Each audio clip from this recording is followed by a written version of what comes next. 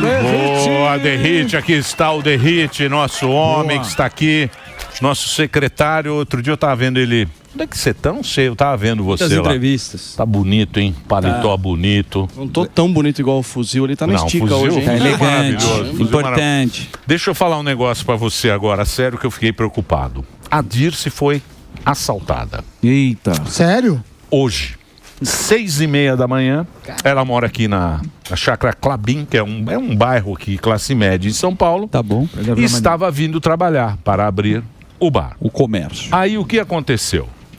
Ela estava no carro dela, que não é blindex, é um carro normal, e veio um motoqueiro com garupa. Olhando, o garupa disse que fica olhando pro carro. Fica fitando. E ela falou, porra, esse cara tá me olhando.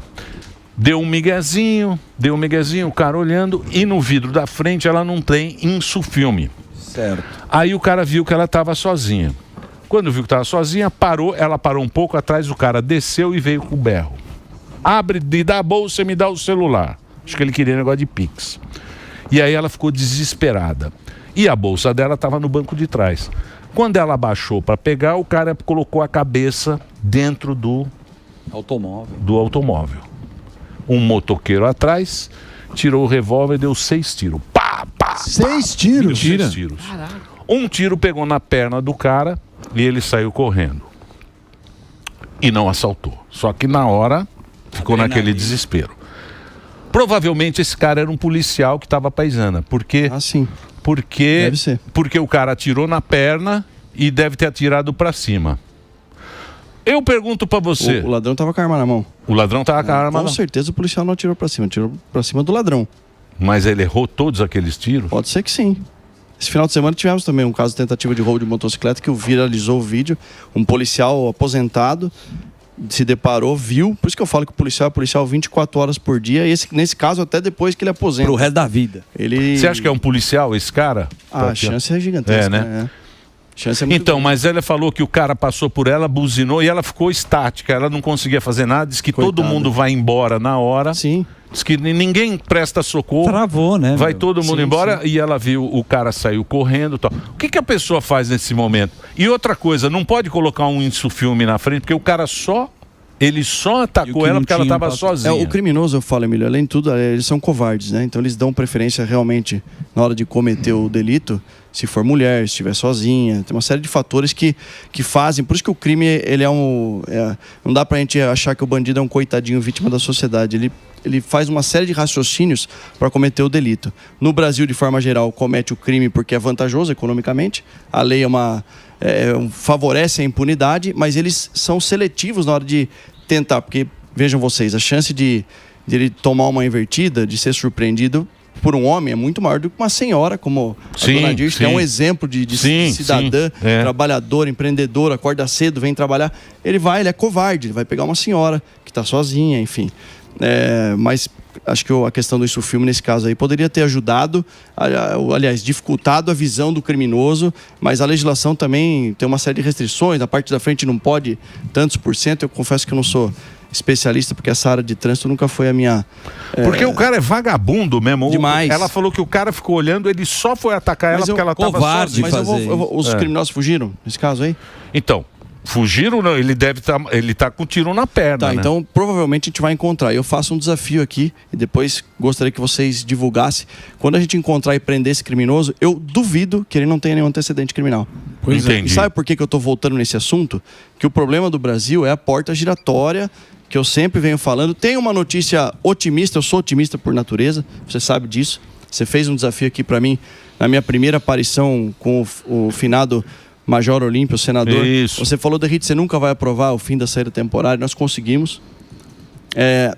Voltou agora para trás, né? Não voltou. A lei estabeleceu o entendimento do judiciário é o seguinte, que vale para quem cometeu o crime a partir do dia 12 de abril de 24, e quem cometeu antes, eles entenderam que foi uma espécie de direito adquirido. De toda forma, só adiou a vitória, assim. Quem cometeu o crime hoje for condenado não tem mais direito à saída temporária.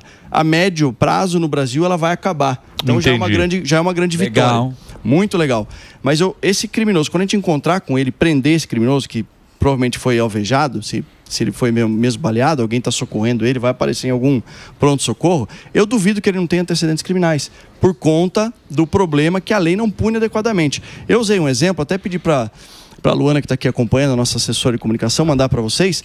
Eu construí o histórico da carreira criminal daquele criminoso que tirou a vida do delegado Dr. Mauro Guimarães na Lapa. Foi um caso que ganhou uma grande repercussão. Vocês vão ficar impressionados com a quantidade de vezes que a polícia fez o seu trabalho. Prendeu. Olha lá, ó, tá aí na tela para vocês ali. Esse é a carreira criminal desse indivíduo, desse vagabundo chamado Enzo Wagner Lima Campos, que assassinou aquele homem honrado ali, o Dr. Mauro Guimarães, um delegado de classe especial, com mais de 35 anos de serviço prestado à sociedade. Todos aqueles quadrinhos ali, ó, embaixo, em cima, são as oportunidades e as vezes que ele foi preso pela polícia. E solto. E aquela bolinha vermelha ali, em determinado momento, algum iluminado, algum juiz de direito, concedeu para ele a prisão domiciliar, achando que ele ia ficar em casa. Ele é bonzinho. Quietinho. E foi justamente por esse benefício que ele acabou cometendo o último delito, que foi preso por isso. Inclusive, Meu foi Deus. tirar a vida do delegado de polícia. Então, enquanto a gente não atacar esse problema aí, Emílio, esse daí, infelizmente, é triste falar isso, porque o que nós estamos conseguindo fazer em São Paulo, e aí política pública baseada em evidência, tá? Não estou fazendo autopropaganda, não. A gente bateu todos os recordes da história de número de prisões. Foram mais de 208 mil criminosos presos.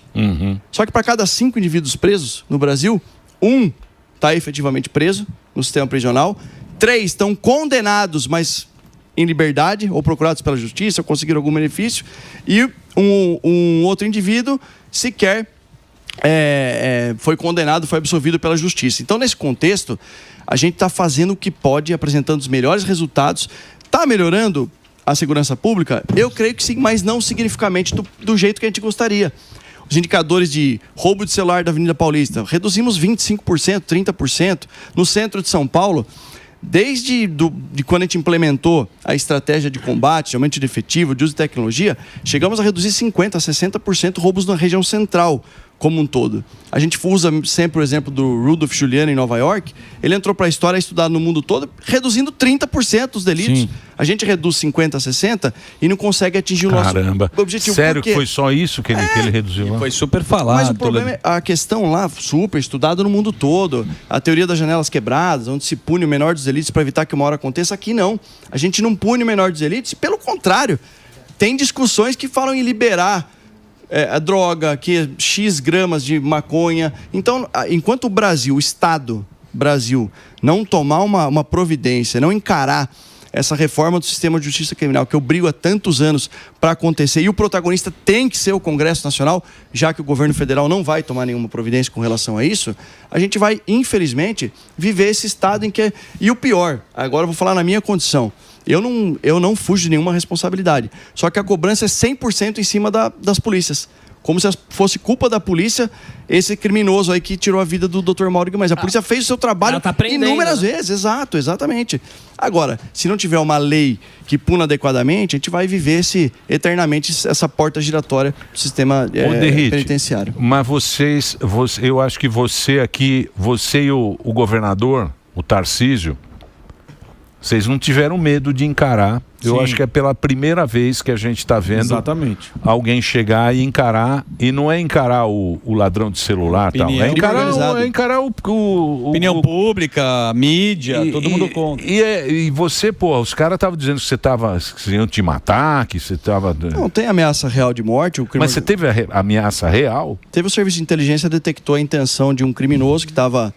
Com essa intenção, foi apreendido com ele 2 fuzis, mais de 2.000 munições. Um dos fuzis era uma MAG, né, que é um fuzil 762 que dá rajadas. Isso teria capacidade de perfurar os blindados, que são as viaturas que eu infelizmente tenho que andar com blindado, com escolta. Mas é o que você falou, Emílio, alguém tem que encarar esse combate. E veja, eu vou dar um retrato de uma semana aqui do nosso trabalho. No comecinho da semana passada... E percebo que a gente vai construindo redes colaborativas, né, que a gente fala na literatura acadêmica. Acordo de cooperação com a Polícia Federal e com a Receita Federal para combater o tráfico internacional de drogas do Porto de Santos. Semana passada apreendemos um container 790 quilos de cocaína. Caceta. 790 quilos. Prejuízo de mais de 40, 50 milhões de reais para a organização criminosa. Ainda na semana passada... prendemos um criminoso que estava trazendo quase 900 quilos de cocaína, 832 quilos, na verdade, para São Paulo. E detalhe, nesse caso aí ganhou repercussão porque, infelizmente, a juíza liberou o criminoso na audiência de custódia. Sim. Liberou um criminoso que estava com quase 900 quilos de cocaína. Aí eu tenho que agradecer aqui o Ministério Público e o Tribunal de Justiça de São Paulo, porque eu falei com ambas as instituições, na figura dos seus líderes aí, né, o do Dr. Paulo, Procurador-Geral de Justiça, e o Dr. Fernando Torres Garcia. O Ministério Público recorreu dessa decisão. Ele está preso. Olha o trabalho que deu. Liberou na audiência de custódia. Um indivíduo que confessou que tinha 10 viagens programadas, em cada uma delas ia ganhar 15 mil reais para transportar droga do Paraná para cá. Saiu na audiência de custódia e rapidamente tivemos que fazer essa mobilização entre as instituições. O Ministério Público recorreu. O desembargador relator reverteu em prisão preventiva. Aí eu acionei o secretário de Segurança Pública do Paraná, porque o criminoso é de Londrina, para que a gente pudesse prender o criminoso. Ele está preso.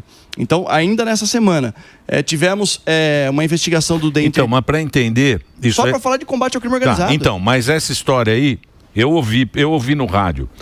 O cara foi preso em flagrante. Aí a juíza foi lá e falou, não, vocês fizeram essa ação, não podia ser feita, por isso eu vou soltar o cara. Não Só foi. que ele... Não é essa aí? Não, da audiência de custódia, ela liberou porque ela entendeu que, por ser réu primário, ele estava apenas transportando, ele não era realmente o traficante. Mas se a gente tiver essa benevolência com o criminoso, a gente não vai conseguir melhorar nunca. E outra, o cara não estava transportando 50 gramas, 5 quilos, era quase uma tonelada. 832 quilos de cocaína. Se isso não é traficante, Derrite, meu Deus. Então, agora nessa questão aí... Só para fechar a última do retrato da semana. Investigação da Polícia Civil, do DEINTER 3, depois de uma tentativa de roubo a carro forte em Ribeirão Preto, que infelizmente vitimou o sargento Márcio. Ele sofreu um disparo de .50 no rosto. Caramba. Eu fui lá no velório dele, no enterro. Tivemos que fazer com o caixão fechado, porque foi uma tragédia. Mais de 20 policiais do BAEP trocaram tiros com 3 criminosos que estavam com uma .50, com um tripé armado. Olha a ousadia do criminoso. Parou na estrada para trocar tiro com os policiais. E se não fosse um policial extremamente preparado, que fez o curso de atirador designado na rota, que é uma ferramenta nova que a gente tem, ele tinha acabado de se formar, ele conseguiu neutralizar os 3. Eles revezavam entre eles mais de 10 minutos de troca de tiro. Se não fosse ele, o prejuízo seria muito maior. Depois, continuamos a investigação, os 3 foram neutralizados, infelizmente o sargento faleceu. A investigação apontou que quem alugou a .50, forneceu os fuzis, toda a parte logística para esse roubo do carro forte, foi um criminoso da Paraisópolis, que era procurado pela justiça. Então o COI, na tentativa de realizar a prisão dele, infelizmente ele ofereceu resistência, foi alvejado, morreu, a esposa foi presa. Mas eu estou falando retrato de uma semana. Exatamente. Se eu for falar dos quase 2 anos que a gente está aqui, é muita coisa, Emílio, quem está fazendo contra o crime organizado. Que realmente não isso fez. A gente está vendo. Sim. Agora, o que eu preciso da lei.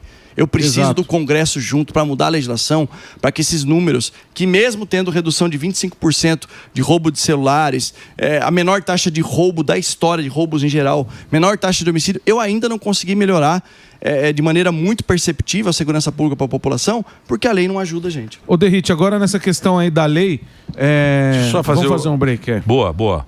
Pode fazer então, Reginaldo. Só para a rede de rádio. No pique. Daqui a pouco tem mais perguntas aqui, isso aí. Muito bem.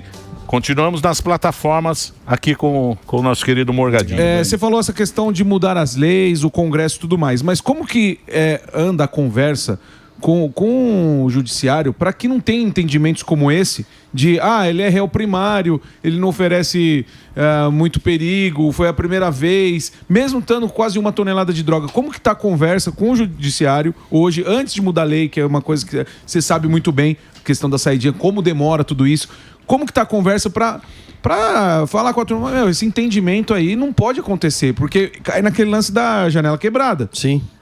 A conversa está muito boa, Morgado, e vou falar muito do que a gente está construindo em inovação em política pública em São Paulo, em parceria com o Poder Judiciário e com o Ministério Público. Eu sou muito grato a essas instituições.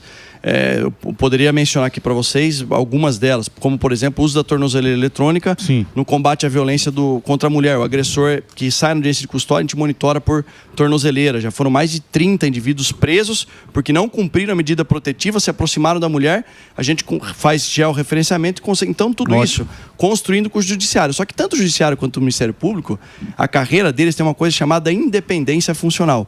A conversa é muito boa. O nosso Tribunal de Justiça de São Paulo, o nosso judiciário é muito bom, o nosso Ministério Público é muito bom. Só que por conta da independência funcional, cada juiz tem autonomia na hora que ele está com a caneta lá de fazer o que, baseado na legislação, a interpretação dele é subjetiva. Tem uns que são mais rígidos e outros, como foi o caso dessa juíza, foi muito mais benevolente com um cara que transportava quase 900 quilos. Mas, regra geral, o nosso TJ é conhecido no Brasil todo como linha dura. Agora, o que eu preciso é restringir essa possibilidade. Sim. Como, por exemplo, na audiência de custódia para determinados crimes, tem que ser proibido. Enquanto a gente não consegue acabar com ela, que eu sou favorável a acabar. Eu não vou ser hipócrita aqui para você. Para mim, um dia nem que existir, a maneira como ela foi incorporada no Brasil está errado. Foi mediante resolução do CNJ. Foi um vácuo que o Congresso deixou. Na minha visão, extrapolou os limites do Judiciário. Quem tem que legislar é o Congresso Nacional. Mas o Congresso acabou deixando e ela... O Congresso está fraco, hein? Mas acreditado. Isso faz já um tempo que isso aconteceu. Para mim, eu tinha que acabar com a audiência de custódia. A gente vê autoridades, como, com todo o respeito que eu tenho, até pela idade do nosso ministro da Justiça, o senhor ministro Ricardo Lewandowski, mas a gente vê ele comemorando, dando uma entrevista em público, num evento, numa solenidade, comemorando o índice de soltura da audiência de custódia. Isso vai na contramão do que a sociedade deseja. É só um exemplo de como o governo federal vai muito mal nessa questão da segurança pública. Terrível. Mas por que eu sou otimista? Eu comecei a falar e não concluí aquela hora. Porque nós vamos ter eleição para o novo presidente da Câmara agora. Certo. E eu vou trabalhar muito forte para a campanha do deputado Hugo Mota da Paraíba. O Hugo é um amigo pessoal, está no 4º mandato, faz parte ali do grupo político ali, não que eu seja tão jovem, Emílio, mas na média de idade lá, de um grupo de deputados mais jovens que sentem essa questão da segurança como uma necessidade. E a gente vai fazer um jantar com os deputados que representam a segurança pública. Eu quero o compromisso dele em pautar a reforma dos temas de justiça criminal. Mas quem vai ganhar é o candidato do Lira. É o Hugo Mota. É o Hugo Mota? É, o deputado Hugo Mota. É baiano? Não, da Paraíba. Você tá com o Lira também? O da Bahia é o Mar Nascimento. Eu acho que não tem chance, não. Mas eu vou trabalhar pelo Hugo Mota por essa questão. Ele é bom? Bom e tem compromisso, tem palavra, assim como o Arthur Lira teve comigo também na questão da saída temporária. Independente de gostar ou não gostar dele, ele apertou minha mão e falou, Derrite, eu vou pautar o seu projeto da saída temporária. Mas isso é um absurdo, o cara que votou contra. Tem um monte de que votou contra. Eu conheço um, posso falar o nome dele? Pode. Boulos. Sim, o Boulos votou contra. A coisa também, a batata. Votou contra também. A batata também votou contra. Votou contra. Mas Derrite, votou contra. Dentro dessa parte aí da audiência de custódia, só pra a gente continuar nesse tema. Eu sou aqui, deputado Alba, com você. Temos aqui o fim da audiência de custódia. O que pro público entender? O que precisaria? O que acontece? Nós dois temos o projeto. Por que isso não passa? Porque pelo povo, acho que seria indiscutível. É igual a saída temporária. Quando eu fiz um desafio para o presidente Arthur Lira, eu falei, pauta o projeto, quero ver quem vai votar contra. Nós tivemos 311 votos favoráveis. Lembrando que para aprovar uma alteração na Constituição Federal, que é a maior quociente que precisa de votos, precisa de 308 votos. Eu tive voto para mudar a Constituição. A mesma coisa a audiência de custódia. E cada vez mais isso vai aumentar por conta da maneira como a esquerda enxerga a segurança pública. São duas teorias que se contrapõem, né? A teoria crítico-racional, que é a que a esquerda defende, oriunda do marxismo cultural, que, olha, o bandido é um coitadinho, vítima da sociedade. Não é. E a teoria, muito estudada, e aí o Samidana É o professor lá que a gente estudou na escola. É a teoria econômica do crime do Gary Becker. A decisão do criminoso, do indivíduo que não vai cometer um crime, é uma decisão racional. Sim. Que não visa, é uma decisão moral. Exato. E visa objetivos econômicos, ganhar dinheiro. É um business. É um business. É um business. Eu ia te perguntar sobre isso. Você teve lá no... Eu tive lá, conheci um pouco o trabalho que eles fazem. Como é que chama? Tem vários lugares, mas ontem eu tive no Centro Integrado de Comando e Controle, o CICC. Comando e Controle, que eles tentam juntar todas as inteligências. E o que a gente vê, eu acho que São Paulo é um... O que você foi fazer lá, Sami? Não é da sua conta. Puta, sério? O cara tá cara grosso. Perguntou sério. Nossa, velho. Pergunta sério. Desculpa, viu? Brincadeira. Desculpa, viu? Brincadeira, que eu tô nervoso por causa dos... Ele tá querendo vender inteligência artificial lá. O cara foi... Vendeu rápido. Cara grosso. Vai fazer o encontro. Eu não quero instaurar inquérito aqui não, hein, Emílio? Eu não quero instaurar inquérito. Você viu? Pelo amor de Deus. Você viu o coisa? O cara veio assim, ó. É porque ele pegou o trânsito hoje. É que ele tá morando em Cotia e pega 3 Raposo horas todo dia. Deixa daqui 1 ano. Eu vou pedir carona no helicóptero da polícia. Não, é brincadeira. Eu fui lá falar com o João Henrique, que cuida de lá. E lá eles têm toda uma inteligência, primeiro, para agregar dados. Porque você tem dados da polícia militar, você tem dados da guarda municipal, você tem vários, tem o cara da delegacia, você tem disque denúncia, você tem a denúncia anônima. É um centro. É o centro, mas tá bom, você tem o dado. E como que você usa isso para prever crime? O que a gente vê, e o Derrite, pouca gente sabe, por isso que eu queria falar isso, ele tem feito um trabalho que é muito pioneiro. Talvez no Brasil seja um dos únicos, se não o único estado, e talvez na América Latina. Nos Estados Unidos, em outros países, já existe isso. Mas a gente ainda fica nesse que é importante, o policial na rua tentando prever crime contra uma organização que tem inteligência. E aí eu te pergunto como que está esse projeto, porque não é da cultura do brasileiro Trabalhar com prevenção, né? trabalhar com prevenção e com inteligência. Sim. Quer dizer, é da cultura do bandido, mas da cultura da agência. Primeiro agradecer, né, a sua colaboração, está indo de forma voluntária ajudar a gente com sugestões. Obrigado. Lá. O professor João Henrique Martins, ele é o coordenador do CICC, é especialista em mercados ilícitos, cientista político, mestre, doutor, um estudioso do crime também, e tem nos ajudado muito. O governador assinou um decreto, instituiu o programa Muralha Paulista, que é o arcabouço tecnológico que o Estado de São Paulo vai passar a operar, vai juntar todas as boas intenções que tem de Indaiatuba, da cidade de São Paulo com o Smart Sampa, que está sendo um sucesso e está ajudando bastante, de Sorocaba, de vários locais, para compilar, trazer esses dados, como o Sami falou, e entender o comportamento criminal. Com base nisso, a gente não vai empregar o policiamento em locais em que ele não deve estar. Resumindo, eu vou aumentar a probabilidade... Vai fazer um mapa. Aumentando a probabilidade de prisão e colocando a viatura em locais que, em tese, segundo estudos analíticos e os dados, o crime estaria acontecendo nesse local. A probabilidade de acontecer. Sim. Então, você tem recursos escassos, a economia estuda isso, você fala, essa região em tais horários, aí tem o perfil, tem várias coisas para você mitigar. Mas esse é um trabalho que, por incrível que pareça, ainda não existe. O que existe, obviamente, é o policial que é daquela região, ele sabe, olha, saída de jogo de futebol... Então, mas deixa eu perguntar um negócio para você, porque a secretaria nunca foi a propulsora das políticas públicas. As polícias, cada um tinha a sua roupa. Cada um faz um E jeito. na secretaria a gente centralizou, está usando inteligência, está usando dados, política pública baseada em evidência. Vou dar um outro exemplo. A gente conseguiu reduzir 40% de roubos na zona sul de São Paulo. Sabe como? Com drones. Já tem um protótipo, um projeto piloto sendo usado, e a nossa intenção é colocar drones operando em áreas de maior incidência criminal. Então, Avenida Paulista, da meio-dia até as 15 horas. Por que não? Claro, tem que obedecer à legislação, a ANAC, uma série de coisas. Mas é evoluir no uso da tecnologia. O decreto Muralha Paulista dá segurança jurídica para isso. Um outro golaço que a gente fez recente foi o decreto da recuperação de ativos da lavagem de dinheiro. Foi quantos bi foi isso?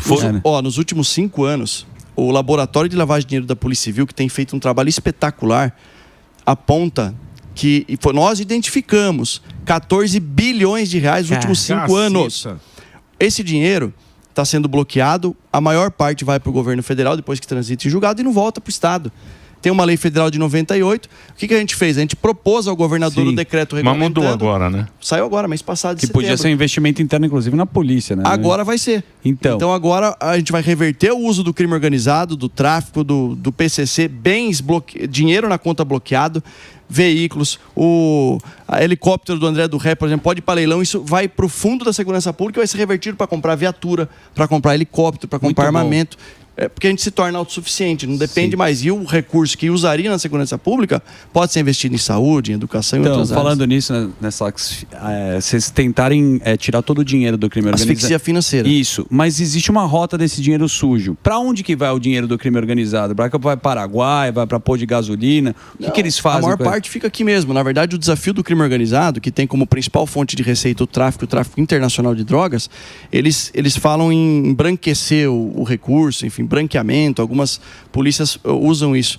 É a lavagem de dinheiro. Então, vou dar um exemplo. A Karen, que foi presa na Operação Escudo, na Operação Verão, a Japa, ela foi pega com R$1 milhão de reais em dinheiro, $50 mil, mas os apontamentos de inteligência que a gente... Eram mais de 30 empresas que ela operava, e um valor aí estimado de 4 bilhões de reais. Essa última, né? Do ano passado, 4 bilhões de reais. Então, o que eles fazem? Criam empresas de fachada. A operação Downtown do Denarc também, na região central, são 78 hotéis, hospedarias que foram fechados e 205 milhões de reais bloqueados. Aqueles hotéis da região das cenas abertas de uso. Não tem fluxo nenhum de pessoas. Então, o crime organizado usava para armazenar droga, fornecer espaço para o usuário. E o terceiro e principal ponto, que nunca ninguém tinha chego nesse detalhe, e o Dr. Sayeg conseguiu, com a sua equipe, um trabalho brilhante depois de um ano de investigação. Olha, eles estão usando o CNPJ para lavar o dinheiro do crime, como se tivesse um fluxo gigante no hotel. A gente sabe que não tem. E detalhe, eu falei do litoral, né, da Karen. Nós prendemos hoje, o The Inter 6 prendeu um criminoso de nome Cláudio e apelido Campeão, braço direito do André do Rap, está preso nesse exato momento. Ele já foi preso em 2019, volta a falar na porta giratória. Em 2019 ele foi preso com pouca quantidade de droga, só 1 tonelada de cocaína. Cara, aí a gente prendeu ele de novo próprio. hoje. Não, é o cara que é o braço direito do André do Rap, que faz o tráfico internacional, tá preso pelo trabalho brilhante lá do pessoal do The Inter 6 da Polícia Civil. Vamos ver agora se a gente consegue deixar ele preso um bom tempo. E né? para mudar isso é o quê? A legislação. É lei. Aí por isso, é a lei. A minha pré-campanha já para o deputado Hugo Mota, que eu sei que Então, tem compromisso. A população do Brasil espera isso do Congresso, espera muito. Acho que a maior necessidade hoje, sem dúvida alguma, é controlar a violência, combater o crime e acabar com a impunidade. Porque eu acho que isso aí também, a sociedade, né? Os caras normal. O cara Cidadão, normal. trabalhador. O cara normal. Porque, porra, crime ninguém quer, nem esquerda nem direita. Vamos ser honestos. Concordo Todo mundo quer plenamente. segurança. Nem esquerda nem direita. Crime ninguém quer, pô. Você quer sair na rua, o cara Sim. quer ir trabalhar, voltar pra casa, a menina quer ir Final de estudar, semana, andar na tomar uma rua. cerveja. Exemplo da dona Dirce. É isso aí. A Dirce. Cabe a gente pressionar os caras que estão lá, né? Com certeza. Como aconteceu na época da saidinha. Na época da saidinha, você vê os deputados que estão lá e manda um e-mail pro cara. Fala, pô, vota nisso aí. Se manifesta. Porque lá são 500 e pouco. 513. São esses 500 que representam o Brasil. E esses caras, quando é votado lá, tem mais poder. Uma canetada, ela tem pouco poder. Uma canetadazinha. Sozinho. Lá, ela tem mais poder porque todo mundo já discutiu. É uma discussão. Lógico. Foi difícil você passar essa... Nossa. A saidinha foi... Você lembra o tempo que foi? Lógico. A saidinha foi difícil. Mais de 5 anos. E por que quase você 6 acha que anos. teve êxito? Por causa da pressão popular, por causa da maneira como foi veiculado, e por causa do ponto que nós chegamos ao absurdo. A gente tinha vários casos, casos estatísticos, né, que foram os estudos que a gente fez. Toda a saída temporária aumentava demasiadamente o número de crimes. Tem um caso que é imoral, que são aqueles indivíduos lá, o criminoso que matou o próprio filho é liberado na saída do Dia das Crianças, ou a Suzane que matou os pais e é liberado no Dia dos Pais. Mas você tem também uma questão, tem a questão que parte da mídia tenta maquiar, dizendo, olha, só 5, 6% não voltam. Daí eu peguei o número absoluto, Emílio. De 2006 a 2023, todas as saídas temporárias, só no estado de São Paulo, foram mais de 128 mil criminosos que saíram e não voltaram. Então a gente começa... É muita gente. É muito. E tem outro detalhe. Aqui que a gente fez em São Paulo, um acordo de cooperação com o TJ, volto a agradecer ao Tribunal de Justiça, a SAP, que é Secretaria de Administração Penitenciária, permitindo que o policial pegou o indivíduo que está na saída temporária, descumprindo o que a lei determina, está a partir das 8 horas da noite na rua, não está na comarca da execução criminal dele, volta direto para o presídio, interrompe aqueles 7 dias. Pegou no primeiro dia, já fica sem o benefício. Isso fez com que a gente reduzisse, era sempre alta o número de roubos, de homicídios, no período de saída. Foi a primeira vez que teve redução de indicador criminal, porque a gente colocou mais de 3 mil indivíduos, durante esses períodos de saída temporária que estavam descumprindo a lei, de volta para o sistema prisional. O que o Serviço de Inteligência da própria administração penitenciária identificou? Que os criminosos estavam falando assim, gente, quem for sair na saída temporária é para casa, hein? Porque agora a polícia está trazendo a gente para tranca de volta. Só que eu tenho que ficar fazendo malabarismo porque a legislação ainda A lei é fraca, benevolente aí você com tem que os ficar caras aí. gritando. Mas esses caras, por exemplo, o PCC, pegar o PCC aqui como exemplo, né, que é um grupo grande e tal. Vocês tirando ele de São Paulo, eles vão para outro estado, não vão? Tomara. Eles não vão mudar de... Mas não, mas é foi, ruim, não tem o crime, não Olha, tem uma... assim, ó, o crime ele é volátil. Isso é um fenômeno que pode acontecer. O meu objetivo como secretário de Estado da Segurança Pública de São Paulo, a nossa estratégia, de forma simples, eu vou resumir. Primeiro, busque captura das principais lideranças do PCC que estão na rua. Então, se você pegar do início da gestão até agora, foram vários líderes do PCC que foram presos, vários que entraram em confronto porque escolheram esse caminho com as forças policiais e foram neutralizados. Então, e você desarticula quem tem poder de mando ali na organização criminosa. Segundo ponto, inviabilizar a cadeia logística do crime. Porque se a fonte de receita do crime organizado, a maior parte dela é o tráfico de drogas, então eu tenho que alocar os meus recursos, inteligência, câmeras de monitoramento, efetivo policial, para inviabilizar a cadeia logística do crime, que em São Paulo é muito desenvolvida, porque nós temos as melhores rodovias, os aeroportos. Nesse contexto, a gente aumentou, só esse ano, 143% a pressão de cocaína. Então, eu estou inviabilizando a cadeia logística do crime. E no terceiro ponto, impedir a lavagem de dinheiro. Aí eu fecho a estratégia. Nós estamos fazendo isso de maneira exemplar também.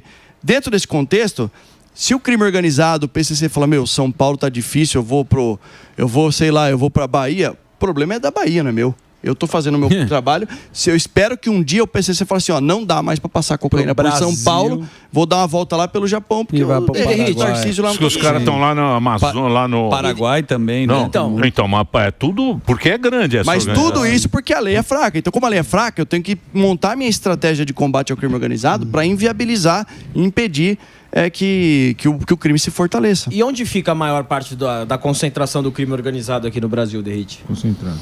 Aqui tem hegemonia do PCC em São Paulo, né? E eles, na verdade, se expandiram. Hoje o PCC tem célula na Bolívia, Paraguai, Colômbia, Peru, que são os países produtores de droga, né?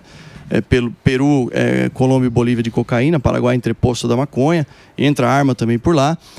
Mas aí você tem outros estados, já começa a ter guerra entre facções. Do próprio PCC com o Comando Vermelho, que antes eram amigos e agora tem uma certa rivalidade. Florianópolis teve esse final de semana. Também. E eu vou dar um outro exemplo do que a gente falou. A gente se antecipou na investigação, um criminoso estava planejando cometer um roubo a um avião pagador em Viracopos, foi na semana passada isso. Indivíduo de extrema periculosidade, já cometeu vários roubos a bancos, o Serviço de Inteligência detectou, parceria com a Polícia Federal também. Aliás, aqui a Polícia Federal é muito parceira nossa. Tem a FICO, que é Força Integrada de Combate ao Crime Organizado, funciona muito bem. A apreensão de hoje da Polícia Rodoviária, vindo para cá, pegaram vários quilos de cocaína também. Foi por conta dessa rede colaborativa. Essa investigação da Polícia Federal com o sistema de inteligência das polícias detectou que esse indivíduo iria cometer esse roubo no avião pagador em Viracopos. Estavam planejando até colocar um caminhão na porta do Batalhão de Ações Especiais de Polícia de Campinas. Vejam vocês, criminalidade ultraviolenta que em qualquer país do mundo é considerado terrorista. A gente conseguiu identificar, tentamos realizar a prisão dele num local lá na região de Campinas. Infelizmente, ele atirou nos policiais e foi neutralizado. Enfim, mas é o nosso dia a dia. Então, respondendo aí a sua pergunta, Emílio, por mim, se o PCC decidir mudar a rota dele para o Japão, vai ser um ganho imenso para o estado de São Paulo. É um desejo, mas quando você fala de dinheiro, por exemplo, o Durso veio aqui, nosso advogado, estava falando da relação do Pix com os bancos. E você vê, né, tem uma mulher aí que abriu 36 contas aí, uma laranja, e essa história se repete. Não tem que ter uma comunicação mais efetiva entre os bancos e a polícia também? Mas isso está tendo, viu, o Zuckerman? Porque a gente chamou todos os setores de segurança dos bancos, lá no CICC, lá onde o professor João Henrique fica, os setores de inteligência deles comunicam para a gente fez uma porta de entrada, estabelecemos um protocolo, na verdade. Legal. Isso começou por causa do sequestro via Pix, lembra? Que era uma epidemia quando a gente assumiu. E não melhorou, porque a Dirce acha que foi Pix. Tentativa, eu não tenho Pix. Eu tenho um dinheirinho. Você é a velha guarda, né? Eu tenho um dinheirinho na carteira. Mas não tenho Pix. Aí o cara fala, dá o Pix. Eu falo, não tenho Pix, pô. O que eu falo pro bandido? Eu falo que é a verdade, que não tem. Não tenho Pix, pô, não tenho Pix. Mas a gente conseguiu. Tem um dinheirinho aqui. Ele avisa, pelo menos. Bandido. Eu não tenho. Você tem Pix? Eu não tenho, eu morro de medo do Pix. Eu tenho, mas a gente conseguiu reduzir R$1.000 por dia. Quase 60% o número de sequestros com a modalidade Pix por causa dessa integração. Certo. Os bancos, setores de inteligência, divisão de sequestro da Polícia Civil do Dr. Fábio Nelson, um cara espetacular, junto com o capitão José Antônio, lá da Companhia de Perus, porque a maior parte dos cativeiros usados eram ali Perus, Parada de Taipas. A gente reduziu quase 60% o número desses sequestros que a vítima era levada para lá. Teve também recentemente um caso que ganhou repercussão, porque nós prendemos 4 sequestradores, um casal de idosos de 75 anos, que foi... Sequestro de Pix ou de... Pix lá em Itacoaxetuba, e os os 4 foram liberados na audiência de custódia. Os 4 sequestradores de um casal de 75 anos. Por isso que ela tem que acabar. É só mais um exemplo aqui, não apontando o dedo para o judiciário, como eu disse, Mas que São tem Paulo cadeia para todo mundo? Olha, se não tiver, tem que construir, Emílio. É isso aí. Tem que construir. Você tem que gastar dinheiro bem gasto. Se o bandido ficar preso, e nas democracias consolidadas isso aconteceu. Quando a lei foi mais rígida, num primeiro momento você tem um aumento da população carcerária, mas no segundo momento, qual que é o efeito? Que as pessoas não sabem disso. O crime vai deixar de ser um negócio atrativo e a criminalidade vai reduzir. No primeiro momento você constrói um pouco de presídios, no segundo momento, eu digo assim, com 5, 10, 15 anos, diminui a população carcerária, porque o bandido... Tem medo de ser preso, claro, aqui ele não tem medo de ser preso, ele vai ser solto. Então ele tem acabou. a audiência de custódia, visita íntima, saída temporária, auxílio reclusão, que paga mais do que o salário mínimo, e a progressão de regime. Você vê casos de cara que tirou a vida de uma pessoa, do estuprador, que o cara vai... Daqui a pouco ele tá na rua. O que fala pra mãe que perdeu um filho, pro marido que perdeu uma esposa? Esse é o tipo do crime, estupro, homicídio, latrocínio, que o cara tinha que... Não digo apodrecer na cadeia, mas tinha que passar o resto da vida na cadeia se autossustentando. Trabalhando, aprendendo um ofício, guardando um dinheirinho na conta, para quando ele for sair, eu acho que isso tem que ser discutido no Brasil, é pouquíssimo discutido. Tem que pegar o cara, o meu objetivo, e as pessoas até assustam quando eu falo isso, porque acham, não, o Derrite é a favor da pena de morte. Eu não sou contra a pena de morte como cristão que sou, mas no sistema prisional, ele tem que trabalhar, aprender um ofício para quando ele for sair, porque inevitavelmente vai sair. Então, já que vai sair, que ele saia melhor do que ele entrou e o Estado seja o protagonista. Na Argentina agora o Milei obriga todo mundo a trabalhar. Pelo menos para pagar o custo. Vai ter que trabalhar todo mundo. Só se ele se autossustentar já está ganhando, mas se a gente conseguir devolver ele melhor, aprender um ofício, melhor ainda. Mas você sabe o que eu acho, Derrite? Porque todo mundo fala aquilo que você falou, né? Sempre cai nas tuas costas. Sempre vai cair nas costas da polícia. A polícia...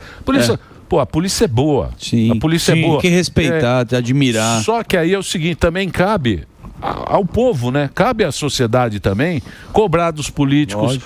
A gente também participar dessa luta aí para não ter. Eu acho também. Porque o que a Dirce falou, ela falou, Emílio, sabe que eu fiquei impressionada? Ninguém parou para me ajudar. Pois é. Eu falei disso porque todo mundo fica com medo. Fica com medo, é. Então, uma senhora, eu sei, mas é uma senhora sozinha. Indefesa. Ela falou, abriu o sinal, foi todo mundo embora, ninguém parou para ajudar uma ninguém. É possível que alguém pegue um celular e filme, mas não liga para a polícia, não toma uma Mas decisão. é porque tem medo. É porque tem medo, porque se sente desprotegido. Lógico. Mas aí, Emílio, a gente tem que parabenizar, porque quando isso acontece, pode falar o que for. O policial, quando vê uma coisa dessa acontecendo, o cara toma atitude na hora. Mas foi um anjo da guarda, né? Porque o cara tava atrás dela. Que bom. Graças a Deus. Ô, Derrite, pô, sempre é legal quando